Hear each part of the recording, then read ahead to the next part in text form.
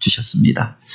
우리 옆에 있는 분들 바라보시면서 한번 이렇게 인사했으면 좋겠습니다. 당신은 위대한 사람입니다. 하나님이 당신과 함께 하십니다. 정말 그렇게 인정하고 고백하십니까? 우리가 모이기 쉽지 않은 환경에서 주의 전에 나오고 그 속에서도 구별된 모습으로 하나님을 예배한다는 것 속에 특별함이 있고 또 그 속에 하나님이 함께 하시는 증거가 있지 않습니까? 어느 유명한 그 백화점에 한밤중에 도둑이 들게 되었다고 합니다. 이 도둑이 들어온 것을 알고 경보벨이 울리고 그래서 또 1시간이 넘지 않아서 그 백화점에서 도둑을 찾아서 잡게 되었는데 정작 훔친 것은 하나도 없었던 겁니다. 수색을 해보니까 그 사람 몸에도 훔친 게 없고 없어진 것도 없고 그래서 그 사람을 그냥 가택 침입죄 이런 정도로 해서 고발하고는 풀어 주었다라고 하지요. 그런데 정작 그 다음날 아침에 백화점을 개장하고 몇 시간이 지나지 못하여서 난리가 나게 되었던 겁니다. 1억이 넘는 그 보석한테 10,000원 이렇게 가격표가 붙어져 있고 1,000,000원 또 100,000원 하는 명품 전자 제품에 1,000원, 10,000원 이런 학용품 장난감 가격표가 붙어 있는 겁니다. 정작 장난감 아이들이 쓰는 1,000원, 10,000원 하는 학용품에는 1,000,000원, 100,000원 이런 가격표가 붙어 있었던 겁니다. 도둑이 들어와서 무엇을 훔친 게 아니라 가격표를 떼다가 바꾸어 붙여놓고 옮겨다 붙여놓고 그렇게 혼잡시켜 버려놓고 갔던 겁니다. 그러면서 혼란이 일어나게 되었다고 하지요. 그리고 하루를 영업하지 못하고 문을 닫고 몇 주간에 걸쳐서 가격을 정비하고서야 다시금 재개장을 하게 되었다고 하는 겁니다. 무엇을 잃어버린 게 문제가 아니라 가치관이 혼돈되어지고 나니까 혼란이 일어나게 되었다라고 하는 거죠. 오늘 우리 시대가 겪고 있는 여러 가지 문제들, 위기의 중심 속에 바로 이런 가치관의 혼란의 문제가 담겨져 있는 것은 아닙니다.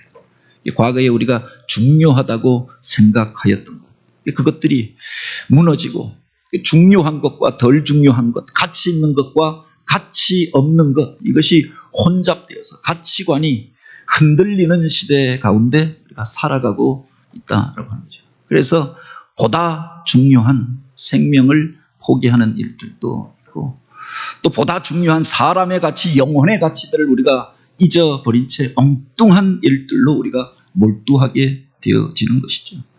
많은 사람들 가운데 분쟁과 갈등과 다툼과 싸움이 일어나는 원인 속에도 사실은 이런 가치관의 혼란이 있었던 것 아닙니까?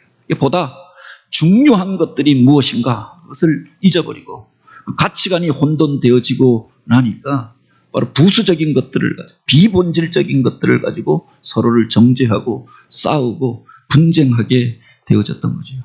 가나안 땅에 들어갔던 이스라엘 백성들이 겪었던 그 위기의 본질도 바로 여기에 있었습니다. 그들이 광야길을 행할 때에는 오직 하나님 한 분만 의지하고 그 말씀만 쫓아서 살고자 하였습니다. 하나님께서 불기둥과 구름기둥으로 그들을 인도하시잖아요. 그 구름기둥이 움직이면 하나님께서 움직이라고 하는가 보다. 그래서 모든 것들을 정돈하여서 그 구름기둥을 따라갔습니다. 불기둥이 멈추어 서면 그곳에다 장막을 치고 하나님을 예배하였습니다. 하나님의 움직이심이, 하나님의 비전이 그들의 삶의 표식이었고 그 말씀이 그들을 움직이는 원리가 되어졌던 거죠. 특별히 그들이 그곳에서 자기 몸을 위하여 육신을 위하여 농사를 지을 필요가 없었습니다. 하나님께서 날마다 그들에게 필요한 양식을 만나를 부어주셨고 메추라기 떼를 보내어 주셨고 반석에서 물을 내어서 마시게 하여 주셨습니다. 한 벌 오시면 족하였고 하나님만 바라보고 따라가다 보니까 가나안 땅까지 이르게 되어졌던 거죠. 그런데 그들이 가나안 땅에 들어간 이후에 그곳에서 땅을 얻게 되어지고 자기 집을 짓고 풍요를 누리면서 살게 된 이후에 가치관의 혼돈이 일어나게 되어졌던 겁니다. 하나님의 말씀이 더 이상 기준이 아니라 그래도 이 땅에서 먹고 살려고 하면은 내년에 또 어떻게 되어질지 모르니 농사를 하여서 열매들을 저장하여 놓고 재워놓고 살아야 하는 것이 아닌가. 더 넓은 땅을 차지하기 위해서 그 형제들끼리 싸우고 지파들끼리 분쟁하는 일들이 벌어지게 되어집니다. 그 땅의 사람들이 섬기던 바알이라고 하는 신앙이 그들을 현혹하게 되어지죠. 그 바알은 그들에게 풍요를 가져다 주고 번영을 가져다 주고 성공을 가져다 준다고 이야기하였던 겁니다. 그를 섬기면, 그를 따라가면 더 잘 살 수 있겠다. 번영하면서 화려한 삶을 살 수 있겠다 생각하게 되어졌던 거죠. 하나님의 말씀을 따라 살아갈 때는 불편함이 있었습니다. 그 계명을 다 지켜 행하려고 하면 부담스러운 요소들이 있었는데 바알은 아무런 요구도 하지 않습니다. 너희 욕망이 이끄는 대로, 너희 보기에 좋은 대로 행하라. 그리고 그들의 제전에 참여해 보니까 화려한 무희들이 나와서 춤을 추고 음란한 일들이 벌어지고 오히려 그것을 신들이 기뻐하고 즐거워한다고 하니까 먹고 마시고 즐기면서 그렇게 예배하였던 겁니다. 이것이 더 좋다. 그래서 그들이 여호와 신앙을 버리고 바알 신앙에 빠져들게 되어지고 바알 앞에 나아가서 제사하는 것을 기쁨과 즐거움으로 생각하게 되었다고 하는 겁니다. 그 시대 가운데 위기가 찾아오게 되어졌던 거죠. 너희가 그 땅에 들어가면은 바로 그곳의 사람들과 교제하지 말고 그들이 섬기던 우상의 단들은 회파하여 버리고 그들을 멀리하라라고 했는데 그들을 가까이 하고 그들을 쫓아가다가 민족의 정체성을 잃어버리고 신앙의 본질을 떠나게 되어지며 엉뚱한 것들을 쫓아가게 되면서 위기가 찾아오게 되어졌던 겁니다. 그래서 오히려 이전에 그들이 다스리던 이방 족속들에게 그들이 지배를 당하게 되어지고 악하고 비참한 일들이 그 땅 가운데서 일어나게 되어지고 그것으로 인하여서 모든 사람들이 공고한 자리에 놓여지게 되어졌던 거죠. 본문에 보면은 바로 미디안의 족속들이 이제 이스라엘을 치러 올라와서 7년 동안 그들을 괴롭히고 그들이 농사하여 얻은 모든 작물들을 빼앗아 가고 그래서 그들이 지은 집에서 살지 못하게 되어지고 마을에서 머물러서 그렇게 안전하게 거하지 못하고 산속으로 피하여서 굴 속에서 숨어서 지내며 웅덩이 안에 피하여서 토굴을 파고 살게 되었다고 했습니다. 가을에 농사를 지어놓고 무엇을 추수하면 그들이 쫓아와서 낙타를 타고 말을 타고 올라와서 칼과 창으로 그들을 도륙하고 그 열매들을 다 빼앗아가고 추수한 것들을 빼앗아가는 겁니다. 어떻게?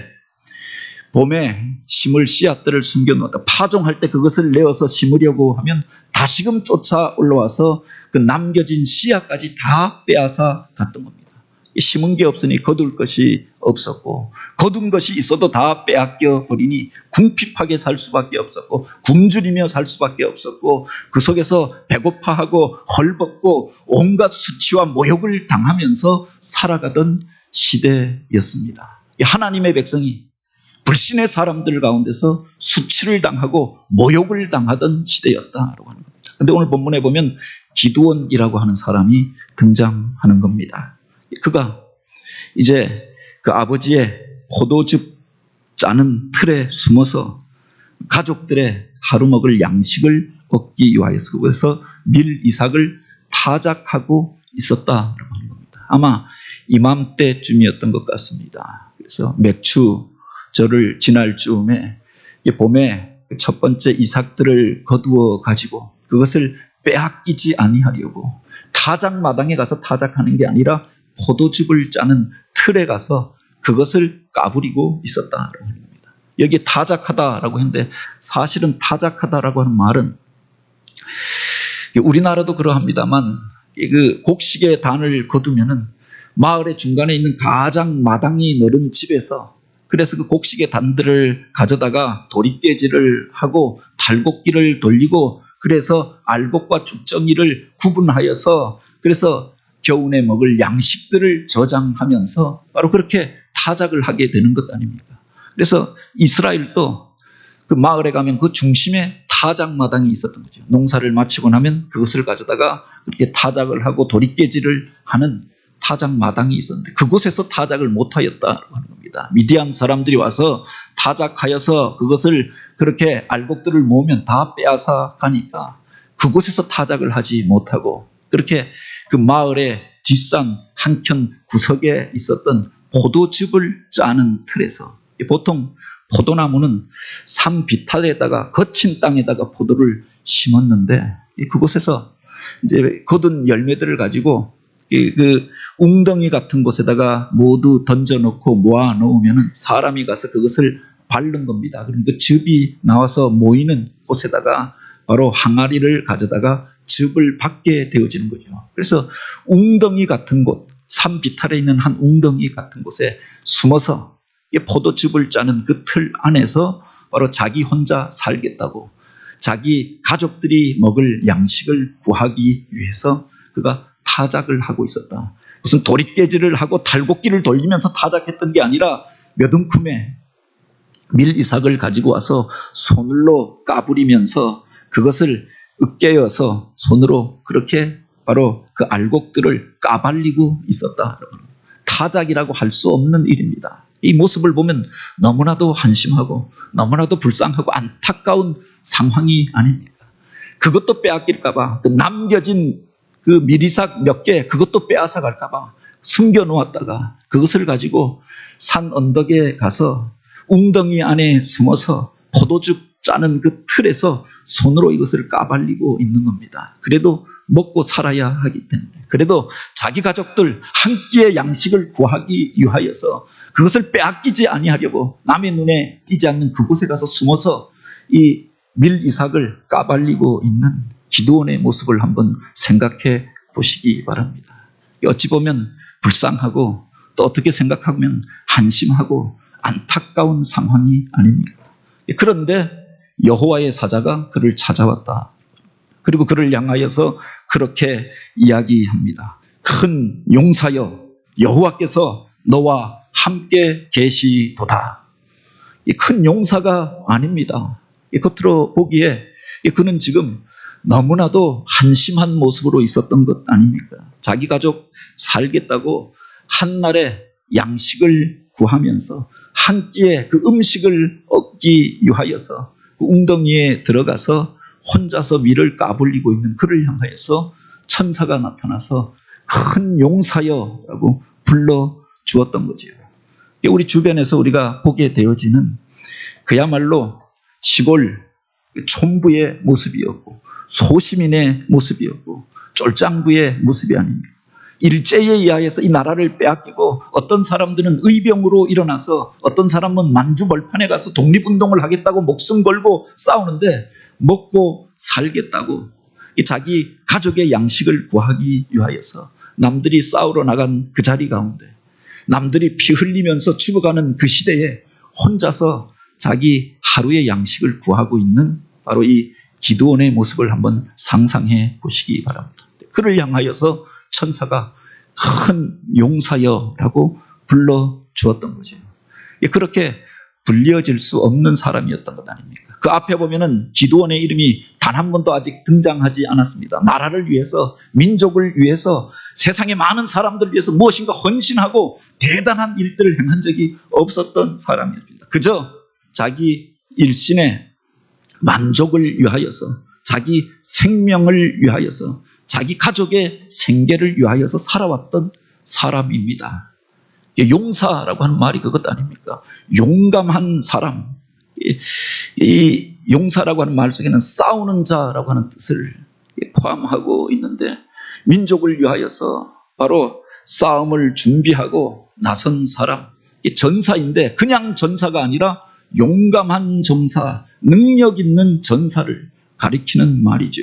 그런데 그가 민족을 위해서 지금까지 단 한 번도 싸워본 적이 없습니다. 의를 위하여서 붕괴하여 이루어졌던 적이 없었던 것 아닙니다. 단 한 번도 싸움에서 승리한 적이 없었던 사람이었습니다. 그를 향하여서 용사라고 불러주었던 거죠. 그때 이 기드온의 마음이 어떠했겠는가라고 하는 겁니다. 그라고 왜 마음에 갈등이 없었겠습니까? 이러한 시대에 내가 이러고 있어야 하나? 그래도 살아야 했기에, 그래도 한 가족의 생계를 책임지는 사람이었기 때문에 이 어려운 시대도 어떻게든 내가 살아내야겠다라고 생각했기에 그곳에서 밀이삭을 까버리고 있었던 것 아닙니까? 그런데 그를 향하여서 용사라고 불러주니 얼마나 민망하고 얼마나 그렇게 얼굴이 화끈거렸겠는가라고 합니다. 스스로도 그렇게 고백합니다. 보소서, 나의 집은 므낫세 중에서도 극히 약하고 나는 내 아버지 집에서도 가장 작은 자이니이다. 그가 속하였던 므낫세 지파, 이스라엘의 역사 가운데 무슨 대단한 일을 한 적이 없는, 어쩌면은 중요 지파가 아니라 부수적인 지파였습니다. 그 이전에 유다 지파처럼 가나안 정복 전쟁에 앞장서서 싸우면서 그래서 험한 산지를 향하여 나아갔던 지파도 아니었고, 에브라임 지파처럼 핵심적인 중요한 역할들을 감당하면서 리더의 자리에 있었던 적도 없었던 지파였습니다. 그 지파 가운데서도 바로 극히 약하고 알려진 바가 없는 가문의 그 형제들 가운데서도 가장 작은 자요, 연약한 자였다. 실제로 그가 말째 아들, 막내 아들이었는지, 아니면 그 말 속에 그 형제들 가운데 그래도 잘 사는 사람도 있고 성공한 사람도 있고 용감한 사람도 있는데 자기는 그 형제 가운데서도 내세울 것이 없는 사람이라고 하는 의미로 그렇게 말한 것인지, 어찌되었든 가장 약한 지파에 내세울 것이 없는 집안에 그 중에서도 가장 보잘것없는 사람이었다. 스스로를 향하여서 그렇게 고백하고 있는 거죠. 나를 용사라고 하면 내 가족들이, 내 자녀들이 나를 보고 뭐라고 하겠습니까? 다른 사람들이 나를 보고 뭐라고 하겠습니까? 민망함의 고백이 아닙니까? 근데 그를 향하여서 하나님의 사자가 큰 용사여라고 불러주었다. 언젠가 우리 어머니 장례식 때라고 생각하는데요. 우리 모교회 출신의 그 목사님 중에 마침 장례식에 왔기에 기도를 부탁했는데 이분이 저를 향하여서 위에서 아마 축복한다고 기도해 주시는 것이 그렇게 강릉에서 대교회를 목회하시는 목회자를 그렇게 낳으시고 그리고 앞으로 우리 교단에서 장래가 촉망되는 그렇게 목회자로 세워주시고 저를 향해서 그렇게 용비어천과 같은 그런 기도를 하시는 겁니다. 그러니 저희 형제들도 그렇고 사실은 저가 제일 민망했죠. 제일 큰 교회도 아니고 대단한 교회도 아니고 대단한 사람도 아닌데 높여주고 세워준다고 그렇게 하였을 것입니다. 아마 그때 기드온의 심령이 어떠했겠는가. 자기 가족 위해서 자기 한 몸 살겠다고 그렇게 살아왔는데 큰 용사여라고 불러주니까 얼마나 민망하였겠습니까? 그럼에도 불구하고 본문에 보면 바로 이 말이 그의 운명에 역전을 만들어내고 변화를 만들어내고 새로움을 만들어내는 계기가 되어졌던 것들을 보게 되지요. 물론 그를 향한 이와 같은 그 부름 앞에 기드온은 자기 속에 있었던 의문을 표시합니다. 하나님이 진짜 우리와 함께 하신다고 하면 우리가 이런 비참한 일들을 계속하여 당하겠습니까? 하나님이 우리를 돕고 계신다고 하면 이 백성들이 이런 어려움을 겪으면서 살고 있겠습니까? 하나님이 계시지 않든지 아니면 하나님이 우리를 버리신 게 아닙니까? 의문을 제기하지요. 그런데도 불구하고 바로 이 본문을 보면 그가 자기 속에 있었던 의문을 가지고 바로 하나님의 사자를 향하여 질문하였다라고 하는 겁니다. 자기 속에 불신이 있었고 의문이 있었고 의심이 일어났기 때문에 그래서 포기하고 세상을 향하여 전락하고 그래서 그게 전부인 것처럼 생각하고 살아갔던 것이 아니라 바로 하나님의 사자가 그 앞에 나타났을 때 자기 속에 있었던 의문을 내어놓습니다. 확신을 얻기 위하여서 하나님이 원하시는 바를 깨닫기 위하여서 자기 속에 있었던 질문들을 그에게 쏟아내잖아요.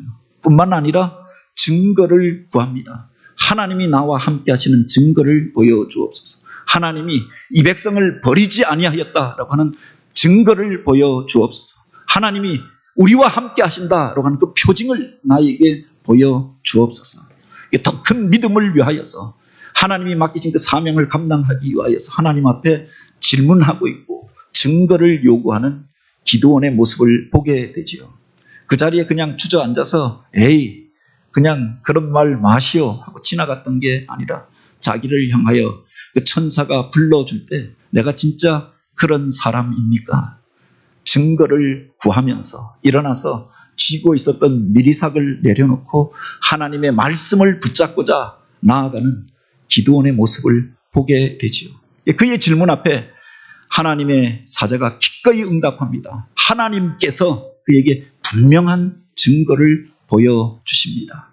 그가 하나님이 보낸 사람이라고 하는 증거를 그에게 보여주시잖아요. 그가 예물을 가지고 나와서 드릴 때 하늘에서 불이 내려와서 그 재물을 모두 살라버렸다라고 했습니다. 그가 그 자리에서 무릎을 꿇고 참으로 하나님의 아들, 하나님의 사람입니다라고 하는 것을 고백하게 되어지죠. 뿐만 아니라 민족을 구원하기 위하여 나아갈 때 또 한 번 증거를 요구합니다. 진짜 하나님이 이 싸움에서 우리를 구원하시고 우리로 이방 민족을 이기게 하시겠습니까? 그 증거를 보여주옵소서. 그래서 자기가 가지고 있었던 양털 뭉치를 가지고 와서 이 메마른 시대 가운데 이곳에 하늘의 이슬이 맺혀지는 것을 보게 하옵소서.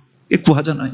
하룻밤이 지나고 나니까 온 사방은 말라 있는데 그 양털 뭉치에만은 이슬이 내려서 흥건하게 내려서 그것을 짰더니 한 그릇의 물을 받아내게 되었다라고 했습니다.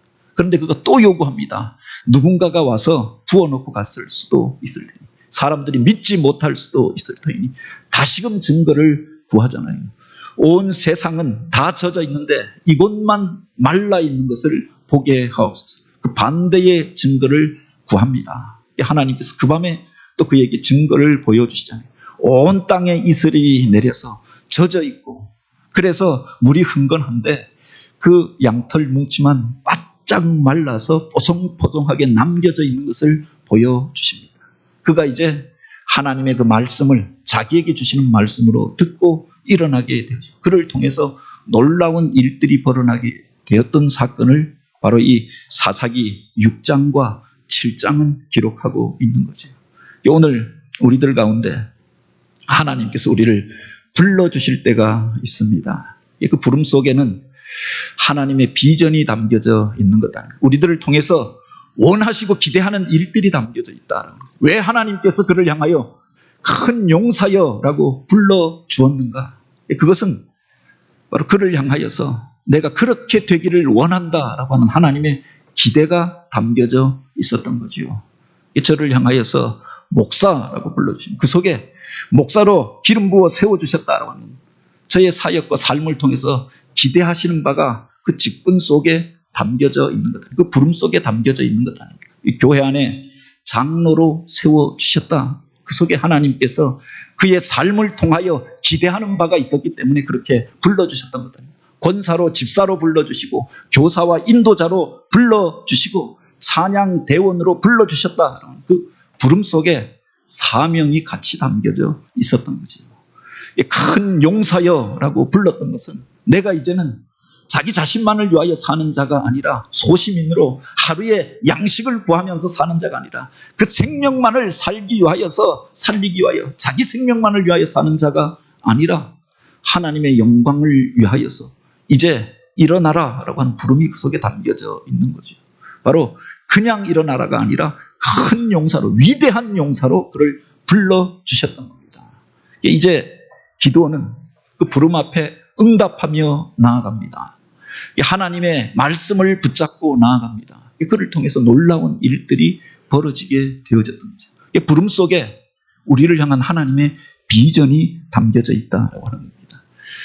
그 갈릴리 바닷가에서 고기를 잡던 한 젊은 어부가 예수님을 찾아옵니다. 그 동생 안드레의 전도를 받고 예수님 앞에 처음 나왔던 것 아닙니까? 그런데 예수님께서 그를 보시고 바로 그의 이름대로 시몬이라고 부르시지 아니하시고 내가 이제 너를 시몬이라 하지 않고 반석이라 하겠고 개바라 하리라 이렇게 말씀하십니다. 그를 반석이라고 불러주십니다. 바로 베드로라고 하는 이름을 그에게 처음 주셨던 것 아닙니까? 그 이전까지 그는 세상 가운데서 요동하면서 이곳에 진리가 있다, 요단 강가를 향하여 쫓아가 보기도 하고 갈릴리에 무엇이 있다, 광야에 무엇이 있다 쫓아다니던 사람이었습니다. 날마다 조석으로 병기하던 삶을 살던 사람이었고, 또 자기 감정을 주체하지 못하여서 어떤 때는 칼을 들고 일어나기도 하였지만 어떤 때는 주눅 들어서 줄을 모른다고 말하던 그런 사람이었습니다. 연약하기 이를 데가 없는 이었지만 주님께서는 그를 바라보시면서 그가 이제 성령 받고 변화되어져서 복음을 전할 그 비전을 보고 계셨던 것 아닙니다. 당신 앞에 나오는 그 모습을 보시면서 연약한 존재였고 세상에서 그렇게 생선 잡던 냄새가 풀풀 나던 촌부에 불과하였던 이였지만 그 속에 담겨져 있는 하나님의 비전을 보시고 변화될 그의 모습을 생각하시고 그를 베드로라고 불러주셨던 거죠. 그를 통해서, 그의 헌신을 통해서 교회가 세워지게 되고 그 반석 위에서 흔들리지 아니하며 하나님의 영광을 선포하고 하나님의 말씀을 선포하는 자로 쓰임받을 비전을 보고 계셨다. 하나님께서 오늘 우리를 무엇이라고 불러주실 때는 그 속에 우리를 향한 하나님의 비전이 담겨져 있음을 기억하시기 바랍니다. 오늘 우리는 그렇게 살아가고 있는가? 기드온이 탁월하였던 점은 자기 자신을 돌아보면서 그 부름 앞에 나는 그런 사람이 아니라 외면하고 끝나버린 것이 아니라 그 부름대로 살고자 삶을 결단할 때 하나님 앞에 쓰임받게 되어졌던 거죠. 자기 열심으로, 자기 수고와 자기 헌신으로 그 일을 감당하였던 것이 아니라 그 뒤에 보면 분명한 약속이 같이 담겨져 있었던 것을 보게 됩니다. 큰 용사여 여호와께서 너와 함께 계시도다. 하나님이 함께 계심을 약속하여 주셨고 그래서 그가 그 증거를 구하였던 것 아닙니까? 진짜 하나님이 나와 함께 계십니까? 진짜 하나님이 나를 도와주시렵니까? 진짜 그 싸움에 하나님께서 함께 하시렵니까? 증거를 구하고 그것이 분명하여졌을 때 하나님의 도우심을 믿고 담대하게 일어나게 되어졌던 거죠. 그를 통해서 민족이 구원함을 얻고 평화의 시대가 열려지게 되어지고 여호와 샬롬 하나님의 영광이 나타나게 되어졌던 거죠. 오늘 우리는 그 하나님의 함께 하심을 믿고 살아가고 있습니까? 세상에 코로나가 창궐하니까 오늘 우리가 위축되어지잖아요. 그래서 정작 내 생명, 내 건강을 위하여서 진짜 해야 할 일들을 하지 못하고 골방 안으로 들어가게 되고 포도즙 틀 안으로 숨게 되어지고 자기만의 공간 속으로 찾아가는 때가 아닙니다. 그것 자체가 나쁜 것이고 잘못된 것이라고 말할 수 없지요. 그런데 하나님께서 우리를 단지 그렇게만 살기를 원하시지 아니하신다. 우리를 교회로 부르시고 우리를 성도로 구별하여 세우시고 우리에게 주셨던 직분이 또한 있지 않습니까? 그 속에 우리를 향한 하나님의 기대와 비전이 담겨져 있었다는 겁니다. 오늘 우리는 그 부름 앞에 얼마나 무엇이라고 응답하고 살아가고 있는가? 너는 하나님의 사람이다 라고 말씀하십니다. 너는 그리스도인이다 라고 말씀하십니다. 오늘 우리를 당신의 영광을 위하여서 이 존귀한 직분들을 맡겨주시지 않았습니까? 큰 용사여 여호와께서 너와 함께 계시도다. 그 하나님의 함께 하심을 확신하시기 바랍니다. 하나님이 함께 하신다고 하면 세상에 그것이 무엇이 문제가 되겠습니까? 오늘 우리들을 향하여서 그렇게 마음속에 두려움이 찾아올 때, 불안함이 있을 때, 그래서 위축되어졌을 때 나만의 공간을 향하여서 내려가게 되고 포도즙 틀 안으로 들어가서 한 줌의 미리삭을 움켜잡고 그렇게 위축되어져 있는 자기 자신을 보게 될 때 스스로를 향하여서 그렇게 고백할 수 있었으면 좋겠습니다. 나는 큰 용사다. 하나님이 나와 함께 계시도다. 이것이 오늘 우리의 고백이 되어지고 사랑하는 우리 자녀들을 향하여서 여름철에 다시금 우리가 교육을 행하여야 하는데 가장 중요한 교육이 바로 여기에 있는 것 아닙니까? 너는 위대한 사람이다. 하나님이 너와 함께 하신단다. 이것을 우리 자녀들에게 가르쳐 주어야 하는 것 아닙니까? 사랑하는 믿음의 지체들 가운데 건강을 잃어버리고 또한 직장의 위기 가운데서 사업의 어려움을 겪고 있는 사람들, 그래서 예배의 자리를 떠나 있는 이들을 향하여서 믿음의 사람들이 예배 자리에 있었던 그들에게 줄 수 있는 권면이 무엇이겠는가? 당신은 가장 중요한 사람입니다. 그리고 하나님께서 당신과 함께 하십니다. 그 확신이 우리들 가운데 있을 수 있다고 하면 우리는 두려움이 없이 이 세상을 살게 될 줄 믿으시기 바랍니다. 여호와 하나님, 그분이 오늘 우리와 함께 계십니다. 큰 용사여, 주님께서 원하시는 그 삶, 그 비전을 붙잡고 일어나 주님의 일들을 행하는 교회여 성도들이 되어지길 주님의 이름으로 축복합니다. 같이 기도드립니다. 오 하나님,